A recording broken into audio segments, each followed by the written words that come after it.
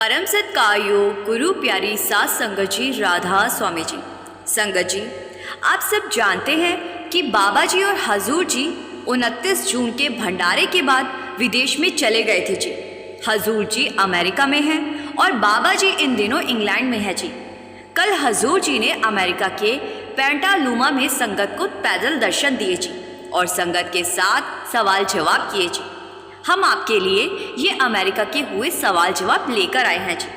शुरू करने से पहले संगत से मेरी हाथ जोड़कर विनती है कि कमेंट में राधा स्वामी लिखकर अपनी उपस्थिति जरूर दर्ज कराएं जी। संगत जी, सबसे पहले एक बीवी ने सवाल किया, हजूर जी मेरी सहेली की माँ चल बसी और उसके बाद वो बहुत टूट गई है। वो कहती है अगर भगवान है तो मेरी माँ को क्यों ले गया, मैं उसको क्या जवाब दूं? हजूर जी ने कहा, बेटा जब कोई अपना हमें छोड़कर जाता है तो दर्द होना स्वाभाविक है, पर हमें समझना चाहिए कि आत्मा अमर है, सिर्फ शरीर मरता है, आत्मा कभी नहीं मरती। हमें याद रखना चाहिए कि मृत्यु अंत नहीं है बल्कि आगे की यात्रा का आरंभ है। जैसे बच्चा जब स्कूल से घर जाता है तो वो स्कूल वालों के लिए चला जाता है, पर माँ के लिए वो वापस घर आया है। उसी तरह आत्मा जब शरीर छोड़ती है तो वह अपने घर की ओर जाती है जहाँ से वो आई थी। तुम अपनी सहेली से कहना तुम्हारी माँ कहीं नहीं गई है, वो बस एक पर्दे के पीछे चली गई है। प्रेम कभी नहीं मरता, आत्मा कभी दूर नहीं होती, बस शरीर की आंखों से ओझल हो जाती है। फिर आगे किसी ने हजूर जी से कहा, अगर कोई सेवक सालों तक सेवा करे लेकिन मन में अहंकार आ जाए कि ये तो मैं कर रहा हूं, तो क्या उसकी सेवा स्वीकार होगी? हजूर जी ने कहा, बेटा सेवा वही मानी जाती है जो निस्वार्थ हो, जिसमें मैं ना हो। निष्काम सेवा ही मालिक की नज़र में सेवा कहलाती है।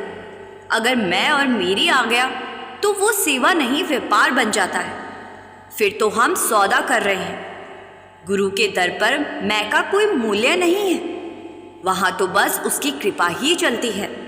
सेवा करने वाला तो बस एक माध्यम है, असल में करवाने वाला तो वो खुद है और उसके घर में मैं और मेरी की कोई जगह नहीं है। जब सेवा में नम्रता आ जाती है तब वो सेवा सच में फल देती है। फिर आगे एक बीबी ने कहा, हजूर जी मैं सिंगल मदर हूँ और मेरा बस एक ही सहारा है, वो है मेरी बेटी, और अब मेरी बेटी बहुत बीमार है। मैं रोज़ अरदास करती हूँ, भजन करती हूँ, पर वो ठीक नहीं हो रही। क्या मालिक मेरी सुन नहीं रहा? हजूर जी ने कहा, मालिक हमेशा सुनता है, वो कभी अनसुना नहीं करता। मालिक को अगर हम अरदास नहीं भी करते तो भी मालिक हमारी अवस्था को जानता है, लेकिन उसकी सुनवाई हमारी समझ से परे है। जिसे हम दुख समझते हैं वो आत्मा की उन्नति का कारण होता है। कभी कभी बीमारी शरीर की होती है पर आत्मा की कमाई बहुत तेजी से हो रही होती है, यानी कि पुराने कर्मों का हिसाब हो रहा होता है। आप विश्वास बनवाए रखो, सब कुछ मालिक की योजना से होता है और वो योजना हमेशा हमारी भलाई की ही होती है। मालिक कभी किसी को दुख नहीं देता, हमारे कर्म ही लौट कर आते हैं और हम दुखी हो जाते हैं। फिर आगे एक बहन ने कहा कि हजूर जी जब मेरी शादी हुई थी तो मेरे पति मुझे यहाँ ले आए और उसके बाद मेरे सास ससुर भी यहाँ रहने लगे, लेकिन अब वो लोग मुझे भजन सिमरन से रोकते हैं, ताने मारते हैं। वो खुद सिमरन नहीं करते और मुझे भी नहीं करने देते, तो क्या मेरी साधना पर इसका असर पड़ता है? हजूर जी ने जवाब दिया, बेटा बिल्कुल नहीं। अगर तुम अकेले प्रतिकूल वातावरण के बावजूद भी सिमरन करती हो तो तुम्हारा सिमरन और भी ज़्यादा ऊंचा मालिक की नज़र में होगा। अगर कोई तुम्हें रोके तो तुम बहस मत करो, बस प्यार से अपने जीवन में संतुलन लाओ। सिमरन ऐसा दीपक है जो बिना शोर के अंधेरे को काटता है। तुम्हारा व्यवहार, तुम्हारा संयम धीरे धीरे उनके दिल को बदलेगा। अपनी वाणी से नहीं बल्कि अच्छे आचरण से लोगों को प्रेरित करो। फिर आगे किसी ने हजूर जी से पूछा, अगर कभी हमसे कोई बहुत बड़ी गलती हो जाए तो क्या हम क्षमा पा सकते हैं?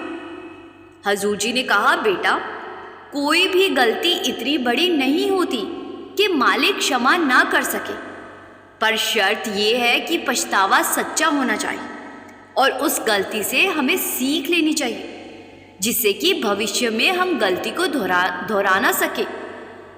आगे हजूर जी ने कहा कि बेटा, इस संसार में ऐसा एक भी इंसान नहीं है जो गलती ना करता हो, लेकिन मालिक के दरबार में माफ़ी ही माफ़ी है। शर्त यही है कि गलती पर सच्चा पछतावा हो और आगे वो गलती ना हो। फिर आगे किसी ने हजूर जी से पूछा, हजूर जी, अगर सिमरन के टाइम मन ध्यान में ना लगे फिर भी हम बैठे रहे तो क्या ये बहुत है? हजूर जी ने कहा कि ध्यान हमारे बस की बात नहीं है। मन लगे या ना लगे, हम अगर बैठेंगे तो एक दिन मन अपने आप टिकने लगेगा। फिर आगे किसी ने पूछा, हजूर जी, जब मैं ध्यान करता हूँ तो कभी कभी डर लगता है, जैसे कोई चीज़ अंदर खींच रही हो। मन घबरा जाता है और ध्यान टूट जाता है। एक गुफा दिखाई देती है और मुझे लगता है कि कोई मुझे उस गुफा में खींच रहा है। ये सब क्यों होता है? हजूर जी ने समझाया, देखो बेटा, जब सूरज चढ़ती है तो आत्मा पैरों से ऊपर तीसरे तिल की तरफ बढ़ने लगती है, और आत्मा जब पहली बार शरीर से ऊपर उठती है तो वो एक अनजानी दुनिया की ओर कदम रखती है। तुम्हारा डरना स्वाभाविक है, क्योंकि ये खेल ही मन का है। जब मन को लगता है कि उसकी सत्ता कम हो रही है, अब ये जीव हाथों से निकल रहा है, तब वो डर का सहारा लेता है ताकि तुम वापस नीचे आ जाओ। पर बेटा, डरना नहीं है। तुम्हारा काम बस ये है कि शब्द पर टिके रहो। जो खिंचाव तुम महसूस करते हो वो आत्मा की उस घर की और यात्रा है जहाँ से वो आई थी। उस यात्रा को तोड़ो मत, रुकना नहीं है। गुरु का नाम पकड़े रहो। शब्द तुम्हारी रक्षा करता है, तुम्हारा मार्गदर्शन करता है। गुरु साथ है, फिर डर किस बात की?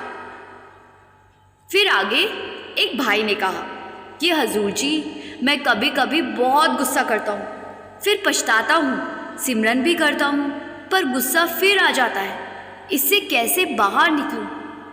हजूर जी ने समझाया, बेटा, गुस्सा मन का हथियार है। जब कोई बात मन की इच्छा के खिलाफ होती है तो वो गुस्से से प्रतिक्रिया देता है और सिमरन मन को धीमा कर देता है। हर बार जब तुम गुस्सा करते हो और पछताते हो, वो भी एक प्रगति है। इसका मतलब है कि तुम जागरूक हो। सिमरन और माफ़ी, ये दो औजार तुम्हारे पास है। गुस्से के बाद तुरंत सिमरन करो और अंदर से क्षमा मांग लो। ये रास्ता क्रांति नहीं, क्रमिक परिवर्तन का है। फिर किसी ने पूछा, हजूर जी, हमने तो सारी उम्र सेवा की, सत्संग सुना, नाम भी ले रखा है, लेकिन अब शरीर साथ नहीं देता। क्या हमारी साधना अधूरी रह गई? हजूर जी ने उस बूढ़ी अम्मा को समझाया, माँ जी, सेवा का असली अर्थ है भाव। अगर सेवा शरीर से नहीं हो पा रही तो मन से कीजिए। मालिक हमारी अवस्था जानता है कि हम किस दौर से गुजर रहे हैं। मालिक हमारी कोशिश देखता है, भाव देखता है।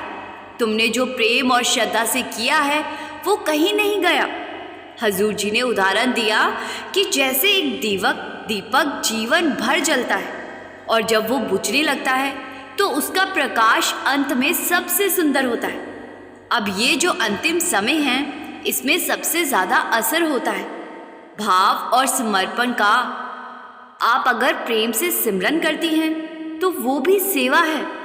आप बैठकर शब्द को पकड़ती हैं, वो भी सेवा है। मालिक कभी हिसाब नहीं करता कि कितना किया, वो सिर्फ देखता है कि कितने प्रेम से किया। फिर आगे 2-3 लोगों ने एक जैसा सवाल किया कि हजूर जी, जब हम भजन में बैठते हैं तो मन बार बार भटकता है, कितनी भी कोशिश करें टिकता नहीं है। तब बहुत निराशा होती है। कि क्या हम इस मार्ग के योग्य भी हैं? हजूर जी ने जवाब दिया, बेटा, ये जो निराशा है ना, ये भी मन का ही खेल है। तुम अपने प्रयास को कम मत करो।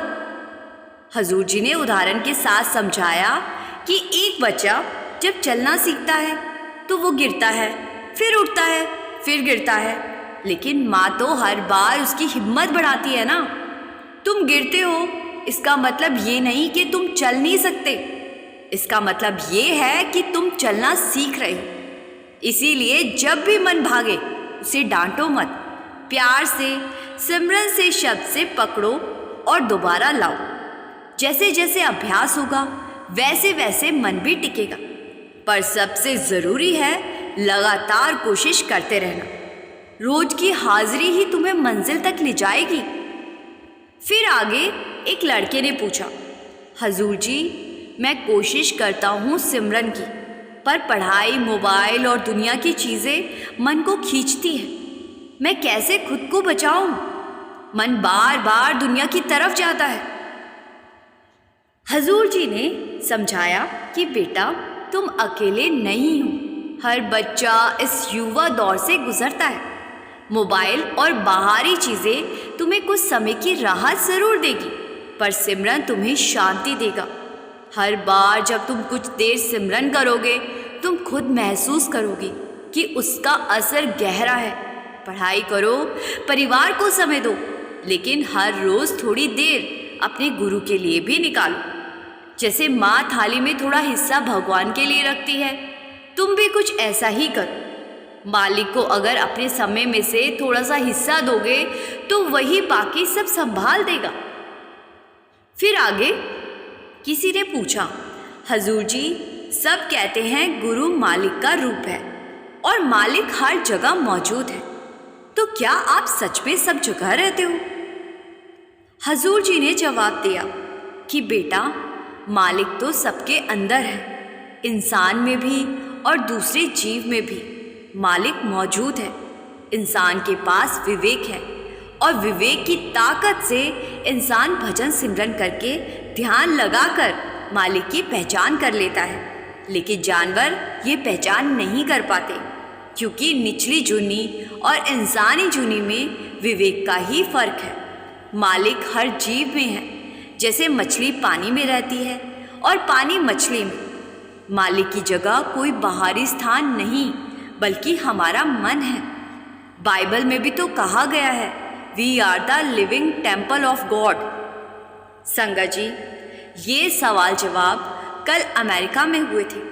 आज बाबा जी ने भी लंदन में सवाल जवाब करने हैं। हो सकता है जब आप ये वीडियो देख रहे हो तो बाबा जी के लंदन सवाल जवाब हो चुके हो जी। हम कोशिश करेंगे कि आपके साथ लंदन के सवाल जवाब भी शेयर कर सके जी। आइए अब हम वीडियो में आगे बढ़ते हैं जी और सुनते हैं एक दिल को छू लेने वाली घटना जी। संगत जी, दो शब्द है, शुक्र है। कहते हैं इन दो शब्दों में इतनी ताकत है कि लोगों की किस्मत तक पलट गई है। आगे आपको ऐसे ही एक इंसान की घटना सुनाने जा रही हूँ जी, जिसकी किस्मत सिर्फ इन दो शब्दों को कहने से बदल गई थी जी। पलटू साहब ने कहा है कि पलटू लिखा नसीब का संत देत है फेर। संगत जी, ये बात कहाँ तक सच है, यही जानने की कोशिश हम करेंगे। ये बात हरियाणा के कैथल जिले की है जी। वहाँ भवेश चंद नाम का एक सत्संगी रहता था। उस समय वो एक फैक्ट्री में मामूली नौकरी करता था। उसकी आर्थिक हालत बेहद कमज़ोर थी। जब वो अपने परिवार के साथ डेरे या सत्संग भवन जाता तो वहाँ दूसरों को देख देख कर उसके दिल में शिकवे भर जाते। उसे लगता, देखो ये लोग कितनी महंगी गाड़ियों में आते, कितने अच्छे कपड़े पहनते, और एक मैं हूँ कि फटे हाल कपड़ों में, वो भी एक टूटी फूटी साइकिल से चला आता। मालिक ने सबको तो इतना कुछ दिया और मुझे कुछ नहीं दिया। भवेश का मन सेवा सत्संग की बजाय दूसरों पर ही लगा रहता। कौन किस गाड़ी से आया, कौन क्या पहन कर आया, बस उसी में उसकी नज़र रहती। और जब वो किसी संगत से बात करता तो अक्सर कहते हैं कि संत बहुत कुछ दे देते हैं, पर मुझे तो कुछ भी नहीं मिला। मैं भी सेवा करता हूँ, फिर मेरे नसीब में ऐसा क्यों? संगत के लोग उसे समझाते रहते, भवेश जी, दूसरों की तरफ देखने की बजाय मालिक का शुक्र करो, उसने जो दिया है उसका धन्यवाद करो। लेकिन भवेश चंद कहता, अरे भाई, इतनी गरीबी में किस बात का शुक्र मनाऊं? अभी 2 दिन पहले मेरे बेटे को स्कूल से फीस ना देने की वजह से डांट पड़ी। आप ही बताओ, ऐसी हालत में कोई शुक्र कैसे कर सकता है? उसकी पत्नी आशा देवी का भी यही हाल था। वो भी हर वक्त सदगुरु से गिला शिकवा ही करती रहती। उनके पड़ोसियों ने भी आग में घी डालने का काम किया।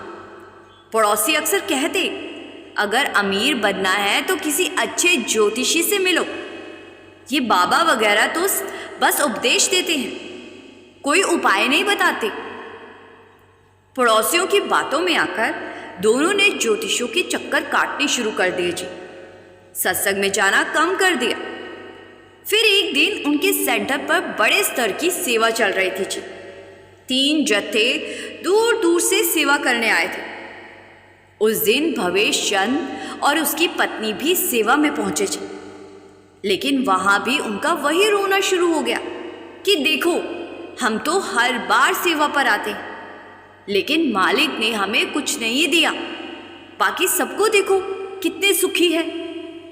ये बात उसी सेवा में शामिल एक बुजुर्ग माता जी ने सुन ली। वो कोई साधारण माता नहीं थी, बल्कि बहुत ही ज्यादा कमाई वाली अम्मा थी। उन्होंने पूरी बात ध्यान से सुनी और फिर वहां के एक सेवादार से बोली, बेटा, इनकी बातें सुनकर मन बेचैन हो उठा। क्या तुम मुझे इनके घर ले चल सकते हो? मैं इनसे मिलना चाहती हूँ। सेवादार ने कहा, हाँ माताजी, क्यों नहीं, आइए, मैं आपको इनके घर छोड़ाता। माताजी उनके साथ गाड़ी में बैठी और भवेश चंद के घर पहुंचे। घर क्या था? बस एक छोटा सा कमरा था, जिसके एक कोने में छोटी सी रसोई बनी थी और कमरे के आगे एक कच्चा आंगन था। वहीं उनके दोनों बच्चे मिट्टी में खेल रहे थे। भवेश चंद ने दरवाजा खोला तो बाहर इन अनचाहे मेहमानों को देखकर चौंक गया, मगर फिर आदर के साथ उन्हें भीतर बुलाया। घर में बैठने को ठीक ठाक कुर्सी भी नहीं थी। अब जैसे तैसे उन्हें बिठाया गया। आशा देवी ने तुरंत चाय बना दी और सभी बैठकर चाय पीने लगे। माताजी ने मुस्कुराकर कहा, बेटा, आज सत्संग भवन पर तुम्हारी बातें सुनी, दिल को अजीब सा लगा। सोचा खुद चलकर तुमसे मिलूं और तुम्हारा दुख सुनूं। भावेश की पत्नी आशा देवी ने धीरे से मुस्कुराते हुए कहा, माताजी, आप हमसे क्या पूछना चाहती हैं? हमारा हाल तो आपके सामने है, खुद ही देख लीजिए कैसे तंगहाली में गुजर बसर कर रहे हैं। ये सुनकर भवेश चंद भी बोला, सच कहूँ तो मैं एक छोटी सी फैक्ट्री में काम करता हूँ। तनख्वाह इतनी कम है कि बच्चों की स्कूल की फीस तक पूरी नहीं दे पाता। माताजी ने ये सुना तो बड़े प्यार से बोली, बेटा, तुम्हें तो बाबा जी का शुक्रिया अदा करना चाहिए। अब ये सुनते ही भवेश चंद का चेहरा गुस्से से लाल हो गया। वो बोला, माताजी, आप हमारा मजाक उड़ाने आई हो? किस चीज का शुक्रिया करूं? इस कच्ची छत वाले कमरे का या हमारे इस बिखरे हालात का? आपके पास तो पैसे हैं, बड़ी गाड़ी है, तभी आपको ये बातें अच्छी लगती है। कभी खुद को हमारी जगह रखकर देखिए, तब पता चलेगा कि ऐसे हाल में शुक्रिया करना कितना मुश्किल है। अब माताजी ने बड़ी शांति से उसकी हर बात को सुना और फिर मुस्कुराते हुए बोली, ठीक है बेटा, अगर शुक्रिया नहीं कर सकते तो कम से कम भजन सिमरन तो करते ही होंगे ना। ये सवाल सुनकर भवेश चंद और आशा देवी दोनों ने एक दूसरे की ओर देखा। आशा देवी बोली, माताजी, जब 2 वक्त की रोटी जुटाने के लिए दिन भर मेहनत करनी पड़े तो भजन सिमरन की ताकत कहाँ से लाएंगे? मैं दूसरों के घरों में बर्तन मांजती हूँ और ये फैक्ट्री में मजदूरी करते हैं, थक हार कर घर लौटते हैं। तब भजन सिमरन की हिम्मत कहाँ बचती है। माताजी ने बाहर नजर दौड़ाई। आंगन में दोनों बच्चे मिट्टी से खेलते हुए हंस रहे थे। माताजी बोली, अब मैं तुम्हें कुछ बातें कहूंगी, दिल से सुनना और इन्हें मानना।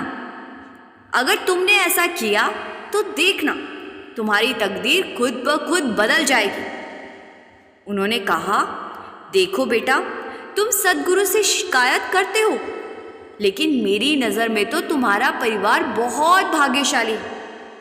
ये जो तुम्हारे बच्चे आंगन में खेल रहे हैं ना, इसके लिए ना जाने कितने लोग तरसते हैं। इस दुनिया में ऐसे भी लोग हैं जिनके पास सब कुछ है, पैसा, बंगला, गाड़ी, मगर औलाद नहीं है। वो दर दर की ठोकरें खाते फिरते हैं। और मालिक ने तुम्हें दो प्यारे से सेहतमंद बच्चे दिए हैं। क्या इस बात का शुक्रिया नहीं कर सकते? भवेश चंद और आशा देवी माताजी की बातों को बड़े ही ध्यान से सुन रहे थे। माताजी ने आगे कहा, अब मैं तुम्हें एक बात बताती हूँ। जब भी रात को भजन सिमरन पर बैठो तो बस ये कहना, सद्गुरु आपने मुझ पर बहुत कृपा की।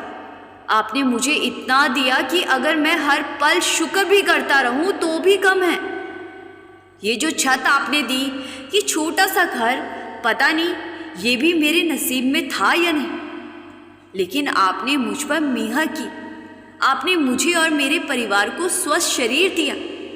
इस दुनिया में ना जाने कितने लोग जन्म से ही बीमारियों से जूझ रहे हैं। आपने मुझे अच्छे बच्चे दिए, एक प्यारा सा परिवार दिया। आप चाहते तो मुझे किसी जानवर का जन्म भी दे सकते थे, लेकिन आपने मुझे इंसान बनाया ताकि मैं आपके बताए रास्ते पर चल सकूं और आपको हासिल कर सकूं। आपने मुझे संगत दी, सेवा का मौका दिया, गुरु दिया, और सबसे बड़ी बात, आपने मुझे नामदान दिया। आपने अपनी शरण दी। मैं किन शब्दों में आपका शुक्रिया अदा करूं? भवेश और आशा देवी की आंखों से आंसू बह निकले। माताजी ने फिर कहा, और जब सुबह उठो तो सबसे पहले बाबा जी का शुक्र करो। कहो, हे मेरे मालिक, आपने मुझे एक और दिन दिखाया। ना जाने कितने लोग रात को सोए तो थे, लेकिन सुबह नहीं देख पाए। आपने मुझे मुफ्त में सांसें दी, जीवन दिया। आपका लख लख शुक्र है। अब माता जी की बातें दोनों के दिल पर असर कर गई। उनकी आंखें नम हो गई। माता जी ने कहा, देखो बेटा, भवेश और आशा, अगर तुमने दिल से शुक्र करना शुरू कर दिया ना, तो बाबा जी की ऐसी कृपा बरसेगी कि तुम शुक्र करते करते ही थक जाओगे, लेकिन मालिक की मेहर कभी थमेगी नहीं। ये शब्द सुनकर भावेश और आशा की आंखें भर आई। उसी दिन से उन्होंने हर पल मालिक का शुक्र करना शुरू कर दिया। कभी कोई शिकायत नहीं की, और मालिक की भी ऐसी कृपा बरसने लगी कि भावेश को उसकी नौकरी में तरक्की मिलने लगी, घर के हालात सुधरने लगे, और साइकिल से मोटरसाइकिल आने में वक्त ना लगा। आज भावेश और आशा का परिवार एक खुशहाल जिंदगी जी रहे हैं और खुद का पक्का मकान बनाकर उसमें खुशी से रहते। संगत जी, इसीलिए पलटू साहब ने कहा है, पलटू लिखा नसीब का संत देत है फिर। संगत जी, जब हम उसका शुक्र करते हैं तो वो हमारी तकदीर बदल देते हैं। संगत जी, आशा करती हूँ आपको समझ में आया होगा कि हमें हर पल मालिक का शुक्रिया करना चाहिए। एक बार फिर से आपसे विनती है कि कमेंट में राधा स्वामी ज़रूर लिखिए और इस चैनल को सब्सक्राइब कर इस चैनल का हिस्सा ज़रूर बनिए। गुरु प्यारी साथ संगत जी, राधा स्वामी जी।